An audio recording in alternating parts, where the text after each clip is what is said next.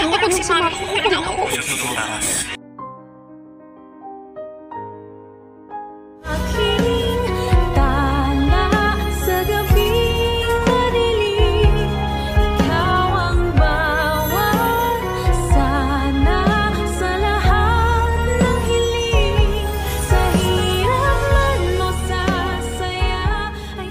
Kapag si Mami, hindi ako.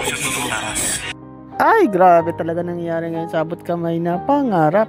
Na kung saan nga ipinakita is ito ngang si Zoe. And yes guys, ito ngang si Zoe is talagang nag-aalala na, nag-worry na to kasi isip niya na baka makulong din siya. Once na makulong nga itong mama niya, yes guys, ito ngang si Zoe is hindi pa rin umamin na may kinalaman siya kaya nakalusot pa ito. Pero ito nga ay nag-aalala kasi nga once na makulong ang kanyang nanay Moira is siguradong matadami siya, kaya nga iisip ito ng paraan kung ano yung gagawin niya para hindi makulong ang nanay niya mismo kasi talagang madadawit siya dun eh. Sinabihan na nga siya mismo ni RJ na sana nga lang ay wala ka talagang kinalaman dito sa pagka-kidnap ng lolo mo, sapagkat kung meron ay siguradong itatakwil kita. Yes guys, kaya nga takot na takot itong si Zoe, no? Kahit sabihin natin hindi siya idinawit o binuking agad ni Dax, pero yun nga, nag-aalala siya kaya gumagawa siya ng lahat ng paraan na isip niya para matulungan ng kanyang mama Moira. At dito nga guys, pinakita din na itong si Moira at si Zoe mismo is nag-usapin. Yes guys, nalaman na nga mismo ni Moira na pinaghahanap siya ng lahat, lalo na itong pulis at lalo na itong si RJ at si Giselle. Yes guys, gigil tong mga to sa kanya, no? At gusto nga siyang ipakulong at sinabihan nga siya na kailangan niya ng tumakas at magtago. At ito nga rin actually si Moira is nag-iisip ano yung gagawin niya para makaalis siya. At naisip nga niya yung pera gamitin niya para nga makaalis siya o makalayo-layo siya. Kung pwede siya makapunta sa probinsya or kung pwede pa nga sa ibang bansa eh.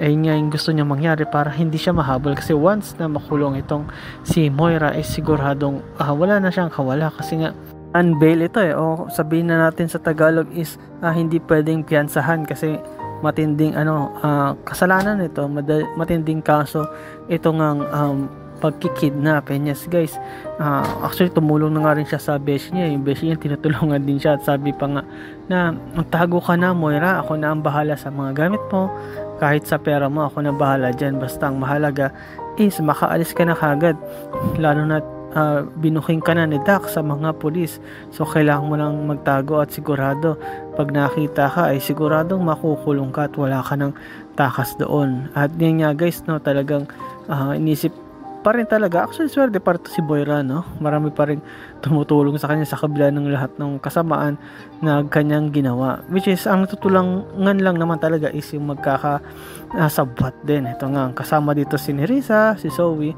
kahit itong si Carlos. Si Carlos nga din is gusto niyang tulungan na makaalis o makatakas tong si Moira. Bakit? Kasi kasabot nga rin siya, madadamay siya. Once na mahuli to si Moira, lahat sila ay siguradong idadamay nito.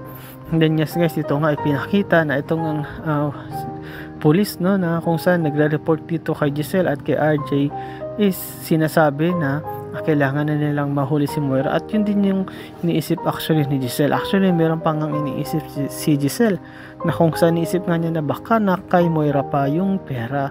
Yes guys, yung 30 million na nawawala doon sa 100 million na pinansa nila, na kung saan nga ito nga si Moira is nasa kanya talaga yun. Ang yung ginagamit niya para mabuhay siya, babay niya sa hotel, pagkain niya, etc. etc. At yun nga yung iniisip ni Giselle na sana makuha na o mahuli na itong si Moira para makuha yung mga pera na yun kasi sayang din yan, malaki din yun guys, 30 million, pero boss na yun kasi nga gagamitin niya ni Moira at naggamit niya na iba. At sabi din ng polis, okay ma'am, makipagtulungan po kami sa inyo para mahanap agad yung pugante. And yes guys, talagang pugante o criminal na itong si Moira kasi meron ng mga witness na kung saan si Dax nga yung witness at meron pang isang malaking ebidensya na nakuha dun sa cellphone ni Balahadja na sabi ng mga polis hindi yun nakaregister, unknown number, pero nung tinype ito ni RJ is lumabas yung number ni Moira. Yes guys, sabi nga ni Giselle, sabi ko na nga ba siya talaga.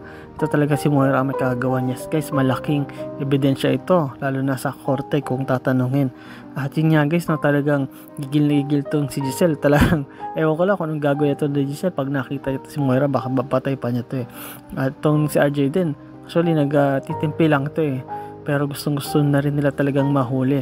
At sinabi mismo nila noon na talagang ipapakulong nila kung sino man, at mabubulok sa kulungan actually yung taong may gawa sa tatay nila kay Don Pepe, na kung saan nga maswerte itong nakalaya pa o nabuhay pa. Yun nga lang, comatose siya ngayon kasi talagang mahirap yung pinagdaanan niya matanda na, tas nahulog pa sa bangin dahil ngayon kay Zoe. Guys, si Zoe nga may kagagawan doon, kaya nga gumagawa siya ng paraan para hindi makulong mama niya at madamay siya. At isa sa ginawa nga niya at yung pinaka last resort nga niya mapupuntahan niya is itong tatay niya. Yes guys, hindi si tatay RJ kundi itong totoo niyang tatay na si Doc Carlos. And yes guys, tumawag siya dito at nakita sila, at pag nakita nila na actually medyo nagulat nga itong si Carlos kasi umiiyak yung anak niya. At nagsumbong nga ito si Zoe. Sabi nga ni Zoe na alam na po ng lahat na si Moira o si mom is siya yung dumukot kay Sir Pepe, siya ang mastermind.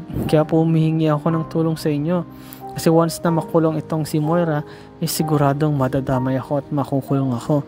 At actually ay naman talagang tulungan sana ni Doc Carlos itong anak niya kasi nga about kay Moira, pero dahil nung nalaman niyang madadama yung anak niya is nagsuggest siya mismo yung nagsabi na sige, tutulungan ko itong si Moira. Yes guys, tutulungan nga niya itong makaalis, hindi lang makapunta sa malayong lugar sa probinsya kundi dito nga sa ibang bansa. Yes guys, sabi niya tutulungan niya ito na makapunta sa Japan ASAP. Bakit? Kasi pag nasa Japan na yun, siyempre mahirap nang hanapin yun at di pa naman nabababa yung warrant of arrest sa kanya, kagaya ng sabi ng police, sinihintay pa nila yung isa-serve ng judge para magkaroon ng warrant at mahuli na itong si Moira. Kaya tinake advantage ito ni Carlos na alam niya na wala pang search warrant, kaya tutulong niya itong si Moira kapalit nga syempre ng kaligtasan din ng anak niya, hindi makulong, and at the same time siya din kasi dawit din siya dito guys, itong si Doc Carlos. Yes guys, pag nangyari yun talagang masisira din yung career neto ni Doc Carlos, kaya protektahan nila yung kailangan nilang protektahan, itatago nila yung kailangan nilang itago. Kahit itong si Zoe ayaw niya rin makulong, at pag nalaman ng lahat na kasabot siya, sigurado kulong siya at yung mga pangarap niya sa buhay is hindi na matutupad, at yung pagiging tanyag niya is mawawala na, kagaya nga sabi ni RJ Tanyag na tatakwil ka. Sabi mismo ni Carlos na ako na bahala sa mama mo, basta gawin mo lang yung natural mong ginagawa. Yung ginagawa mo sa hospital is dapat normal lang. Isipin mo na wala kang kasalanan o hindi ka involved doon sa nangyari. Kahit na may mga tao tumitingin sa'yo na mukhang may kinalaman ka, patuloy ka lang para hindi ka mahalata, at huwag ka rin syempre papahalata kasi ikaw din ang papahamak. And yes guys, ito na yung dumating na yung karma nila guys, ni Moira, si Zoe at ni Carlos, at mukhang ito na yata yung time na mahuhuli na tong si Moira at makukulong. Pero ang tanong dyan guys is, mahuli pa kaya ito si Moira? Ito kayang si Don Pepe kaya kaya ito magigising para masabi niya na si Zoe ang tumulak sa kanya? At ano kaya ang gagawin nila Lynette, nila Annalyn, ito naman nila RJ at Giselle para nga mahuli itong si Moira at baka tuloy na itong makatakas. And yes guys, salamat sa panonood nyo sa aking channel, sa inyo pag-like, pag-comment at pag-share. At yun lang guys, ingat kayo palagi, bye bye.